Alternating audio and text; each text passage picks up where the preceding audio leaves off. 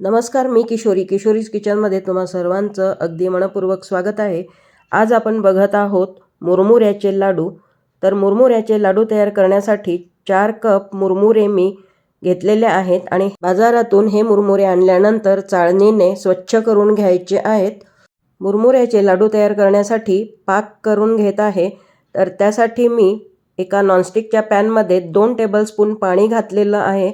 त्यामध्ये आता 1 कप गूळ घातला आहे आणि गूळ पूर्णपणे विरघळवून घ्यायचं आहे। गूळ वितळेपर्यंत ढवळत राहायचं आहे। त्यामध्ये अजिबात गुळाचे खडे राहिले नाही पाहिजे। गुळाचा पाक तयार कसा झाला आहे हे बघण्यासाठी इथे एका मी काचेच्या वाटीमध्ये पाणी घेतलेलं आहे। त्यामध्ये हा पाक ओतून पाहायचा आणि त्याची जर अशी बंद गोळी होत असेल पाकाची, म्हणजे आपला हा गुळाचा पाक तयार झालेला आहे।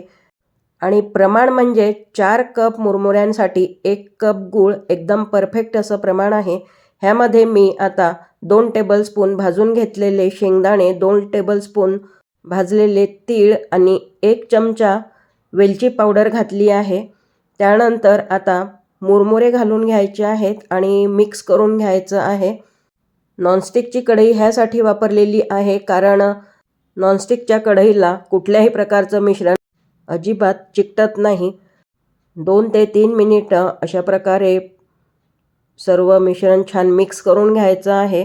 बघू शकता सर्व मुरमुऱ्यांना पाक व्यवस्थित लागलेला आहे।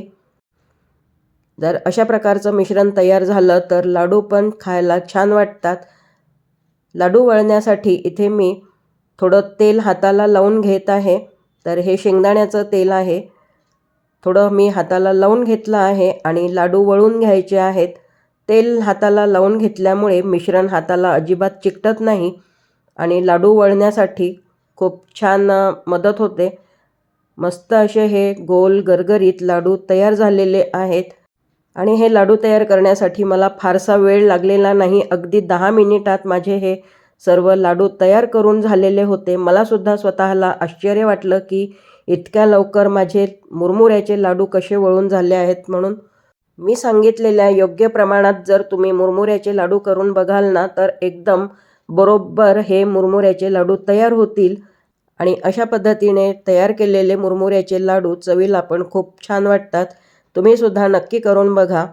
रेसिपी कशी वाटलेली आहे मला कमेंटमध्ये सांगा आणि जर रेसिपी आवडली असेल तर रेसिपीला लाईक करा, शेअर करा, चॅनलला सबस्क्राईब करायला विसरू नका। पुन्हा भेटूयात अशा छानशा नवीन इनोव्हेटिव्ह रेसिपीसोबत। तोपर्यंत मस्त खा, स्वस्थ राहा, धन्यवाद। आणि हो, संक्रांत जवळच येत आहे तर त्यामुळे तुम्हा सर्वांना मकर संक्रांतीच्या खूप खूप शुभेच्छा।